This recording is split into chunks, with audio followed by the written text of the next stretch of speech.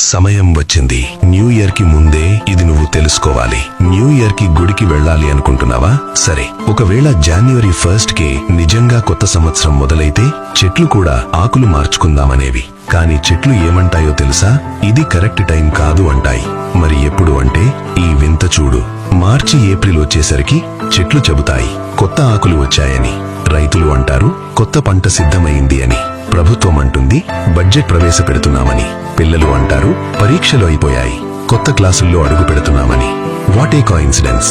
ఇవన్నీ ఒకేసారి యాదృచ్ఛికంగా జరుగుతాయా? అంటే ఇదే ప్రకృతికి కొత్త సంవత్సరం, అసలైన న్యూ ఇయర్. అందుకే మన పూర్వీకులు చెప్పారు, ఎక్కడ జీవితం మారుతుందో అదే నిజమైన కొత్త సంవత్సరం. అదే హిందూ నూతన సంవత్సరం. మనకు ఉగాది. మనం జరుపుకునేదే అసలైన న్యూ ఇయర్. మీకు ఇప్పటికైనా అర్థమైందా? చూసి వదిలేస్తావా? లేక అందరికీ తెలిసేలా షేర్ చేస్తావా?